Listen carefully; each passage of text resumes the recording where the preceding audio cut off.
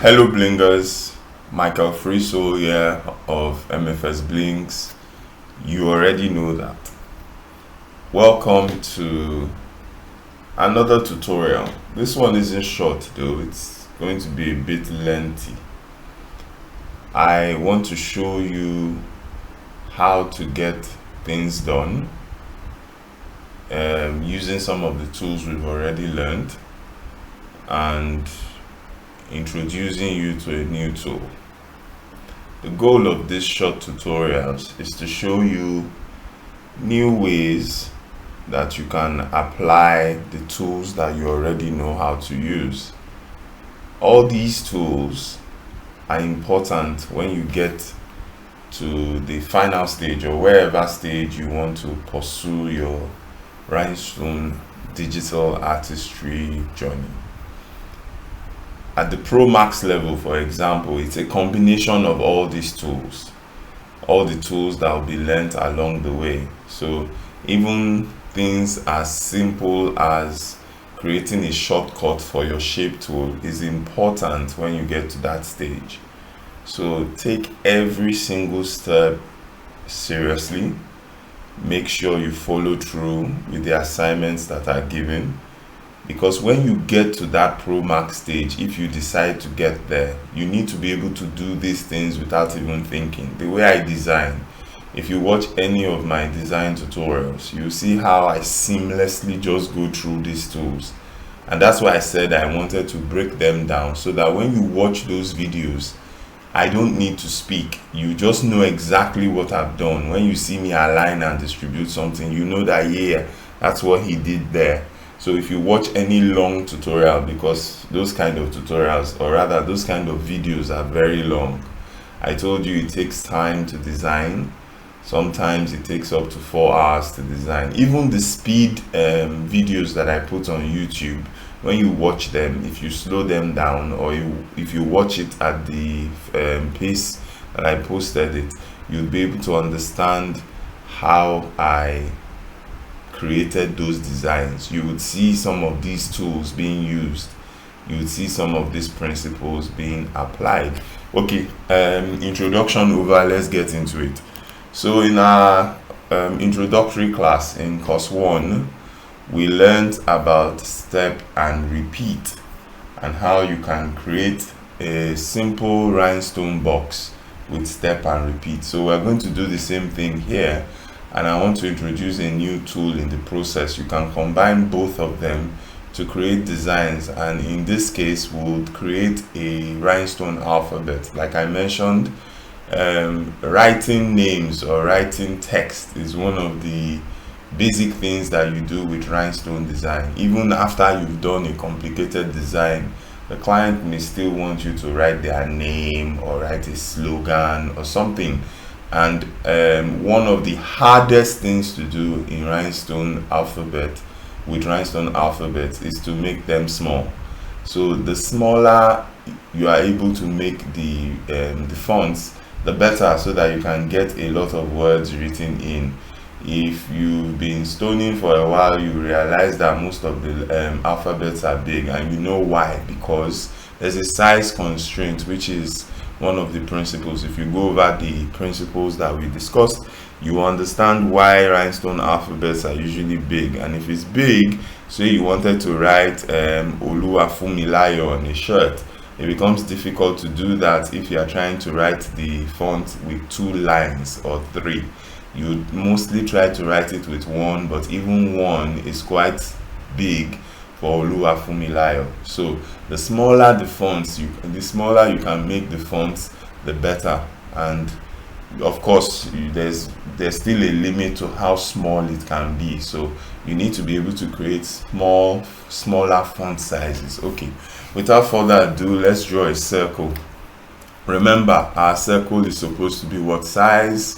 Remember to change your page to inches. I like using inches, so you can follow along. Change yours to inches. Remember how to change to inches. You go to units, click down the drop down menu, and you click inches. So come up here. I've drawn a perfect circle already, so I can just go up here and type 0.138 and click enter. I have my lock ratio on, so all I have to do is enter it for 1. If you don't have yours on, you can just click 0.13, type in 0.138 here and type in 0.138 here again. Let's zoom in so that we can see our circle properly. Another thing to do is, it always creates it with a thicker stroke. I want it to be the thinnest stroke or outline possible, so we come up here and change this to hairline. So in the first step, I want to make this as small as possible. Remember, when you're creating a rhinestone box, it's always better to make the circles on the horizontal line smaller than the circles on the vertical line. So for the horizontal line, I want 2 copies in addition to the original. So remember, space between objects for horizontal, make sure vertical is set at no offset. The distance is 0.01, and I want it to create them on the right hand side of the original. So I click apply, and I have 2 circles added to the original. So I want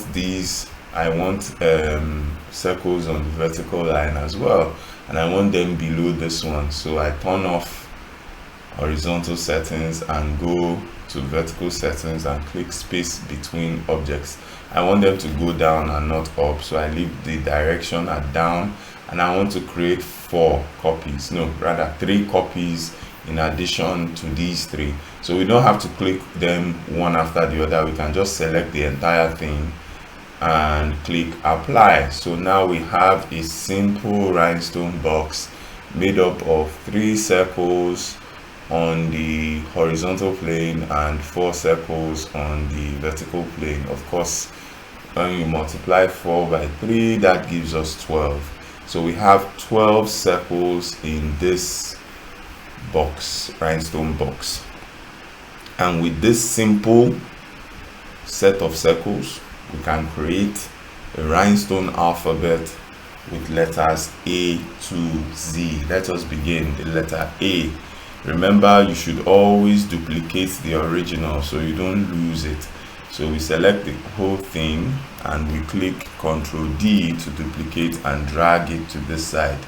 Now, in the original tutorial where I showed you how to do this, all I would have simply done was to delete this and delete this, and automatically, if you zoom out, you can see the how do you call it, the structure of the letter A, the capital letter A. But no, I want to take this a little bit, because if we were to type the letter A out, you would see that it has this slanting side horizontally.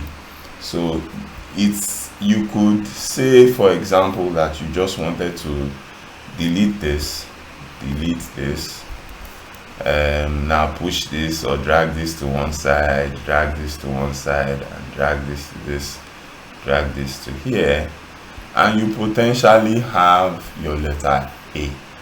But this style may be, if you are able to eyeball it to make it look aligned. Remember, we must make sure the space between the stones are the same. You will not be able to guarantee that they will be the same.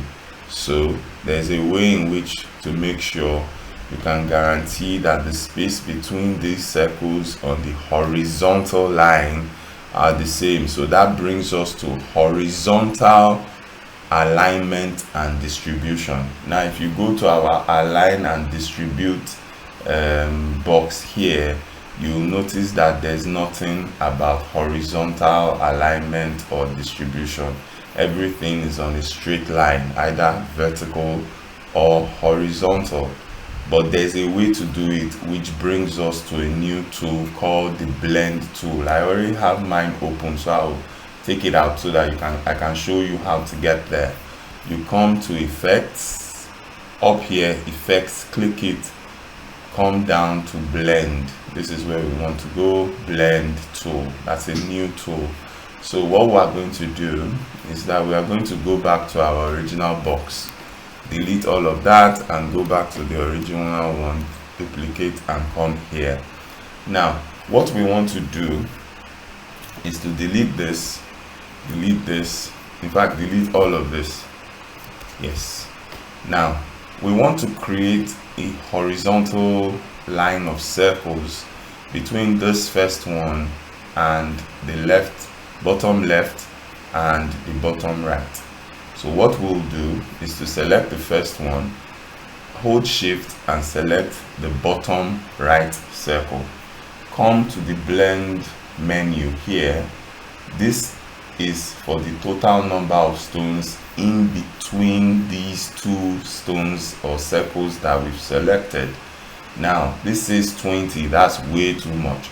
So based on the way this box is, we know that what we want is 2 circles in between these two. Now if your box is a different setting, then it probably will be more, but with this, what we want is 2 circles in between the first circle and the top circle center and the bottom right circle. Now we change this value to just 2 and we click apply. Now if we take this out of the way, you can see now, and zoom in, you can see now that we now have 2 circles in between the first and the last bottom right circle, and they are on an horizontal line, and the spacing in between them is the same, so they are distributed properly as well. Now another wonderful thing about the blend tool is it has created a connection between this last circle and every circle on this line. So if I click the last circle and I move it around, see what happens. They are now like on a chain, and it's like a magnet, so I can pull it round and pull it round. Now if I undo that, to go back to the original position. Now I left this circle in the middle here because it's going to give us an idea of how far we want this to bend. So if I click this last circle again, just the last circle, not the entire thing. If you click this middle one, it clicks the entire thing.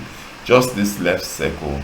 Then I use my arrow to the right button to push it to the side. I don't want to drag it. I could drag it, but some of you may not already know how to do that properly, like to hold shift and drag so that they are on this, you don't change the horizontal line or alignment rather of this circle. So undo, let's go back to the original. Just click the last one, then use your arrow button to count 8 steps to the right. Make sure you start from the original position and count 8 steps to the right. Just click your arrow to the right button, your right arrow 8 times.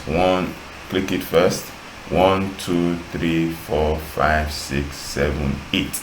Now if you notice, this distance here is similar to this one. Now there's no real way of doing this automatically, so you can just leave this and you can eyeball it to get it done. Now one thing about the blend tool is that it has sort of grouped the whole thing together, and we need to unlink this chain.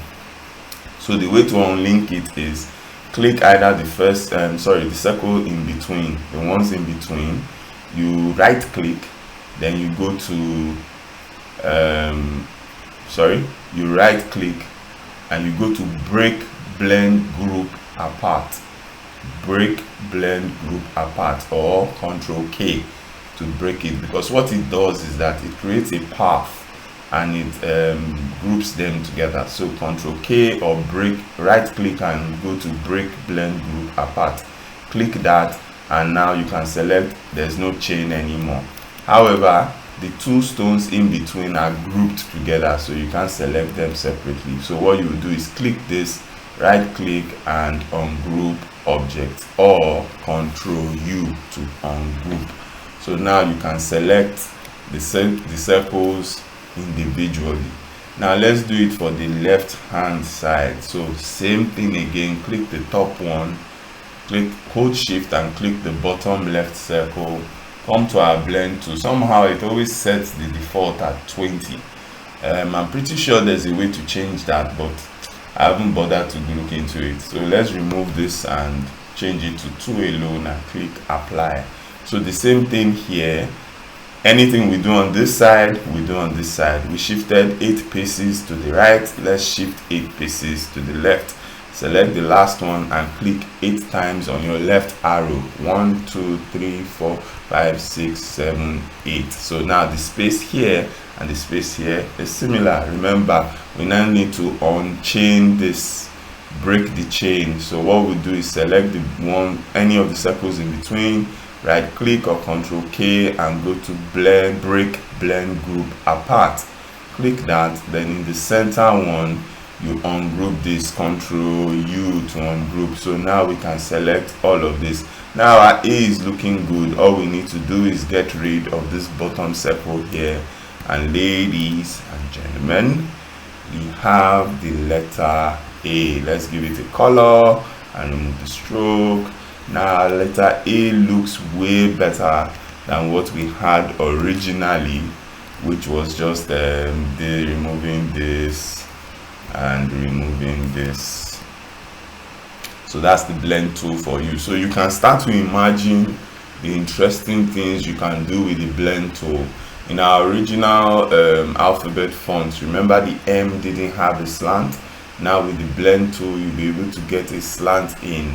So let's keep going. Now, because we have fewer stones, remember what I said, that when you have fewer stones, you lose definition with your design.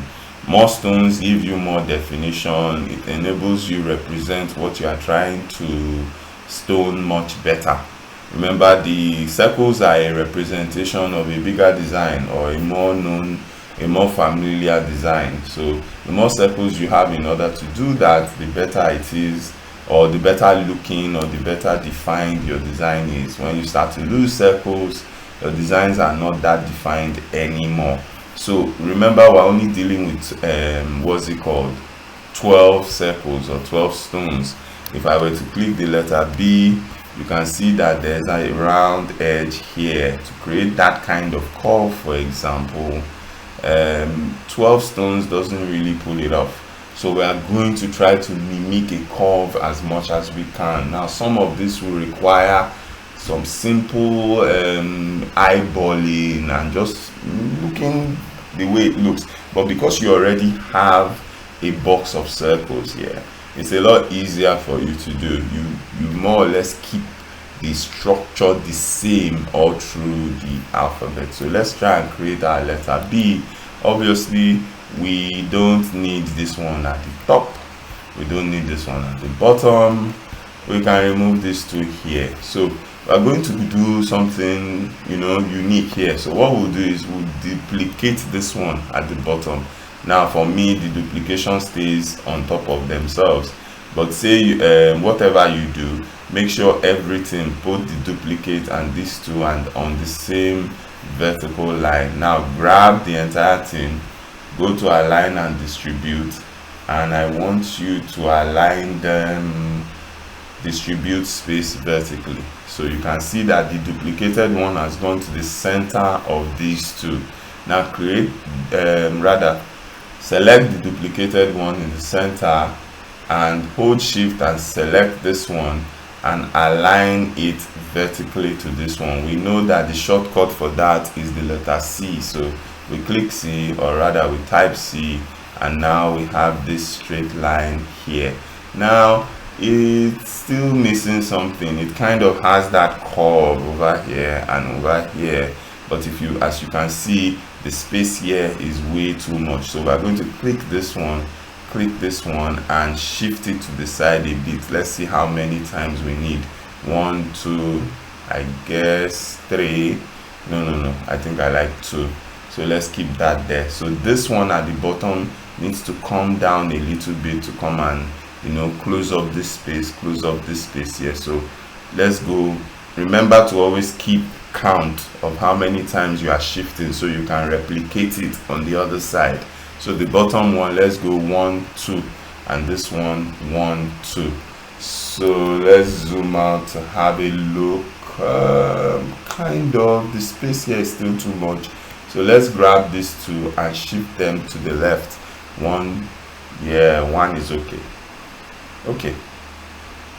this can easily represent our letter B. Remember, it's a small font, so and you don't have that much to work with, so it's best to just keep it this way.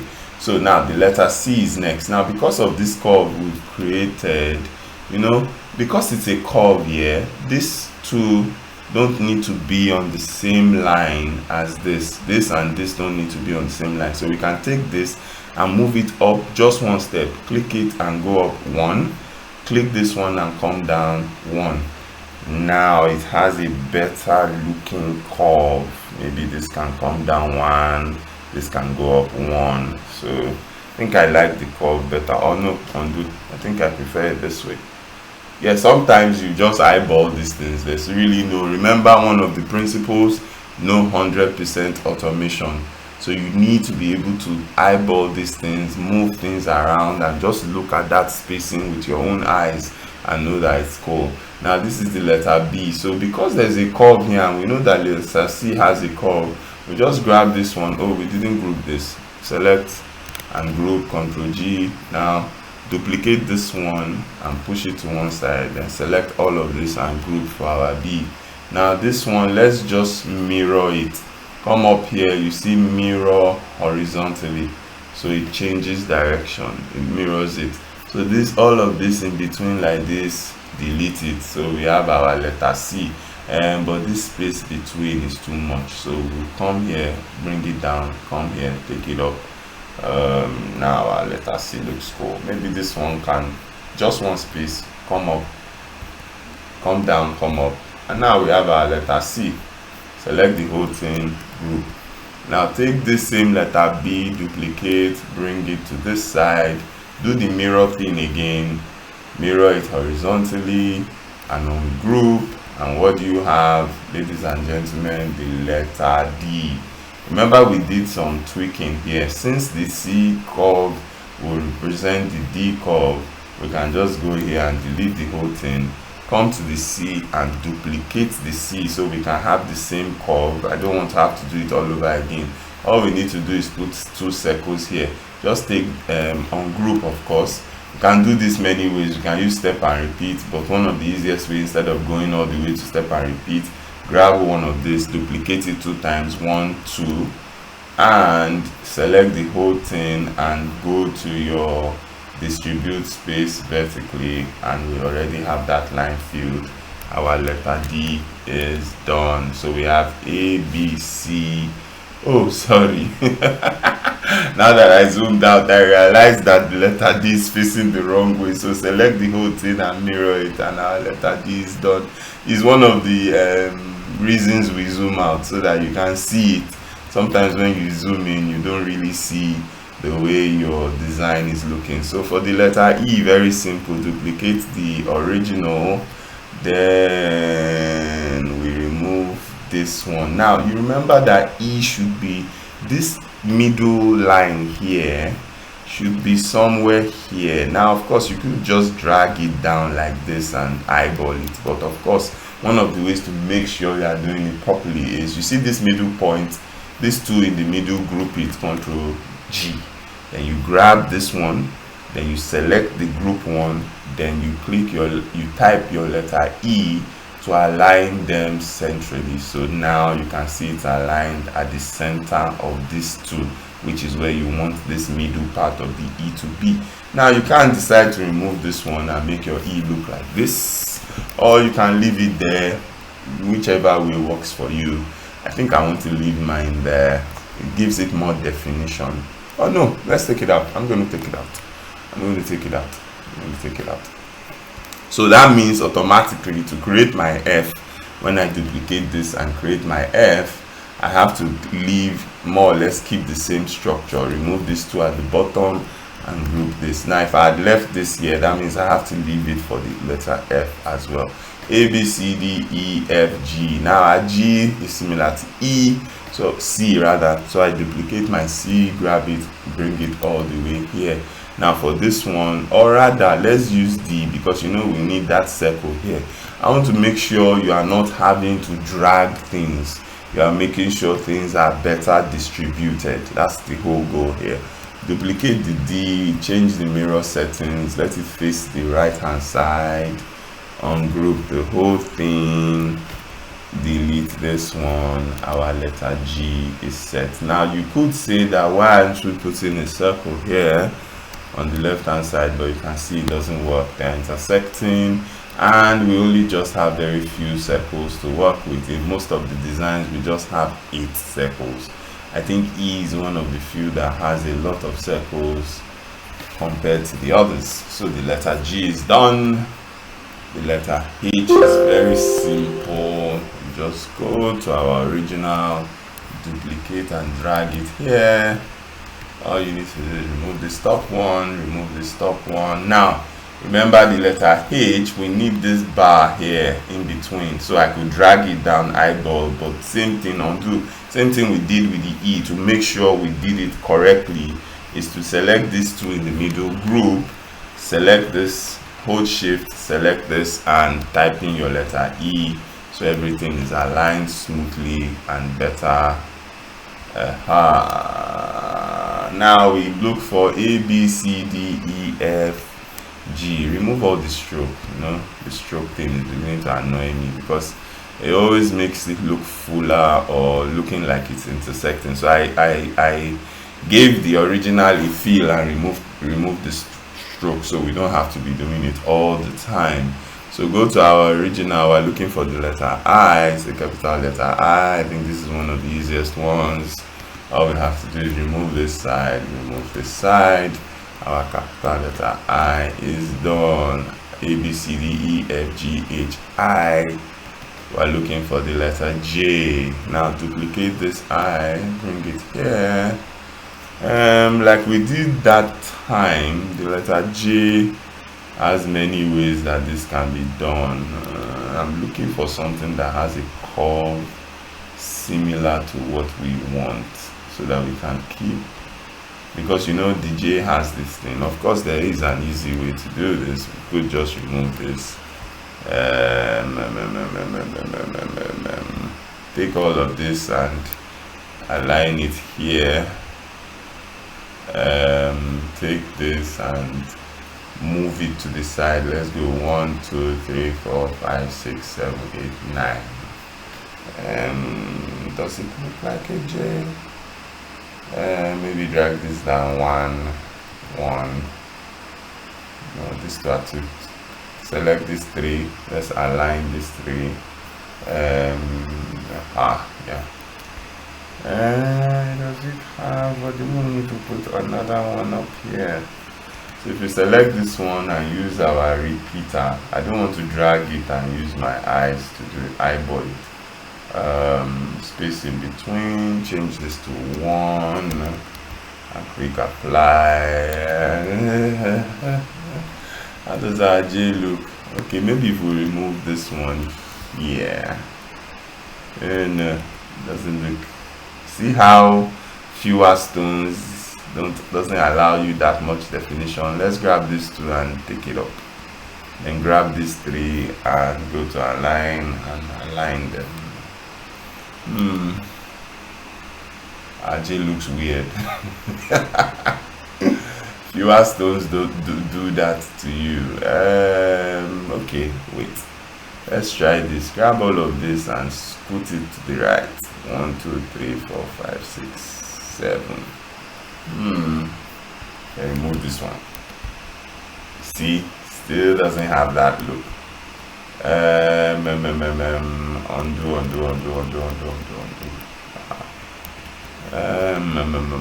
Maybe we drag it up here.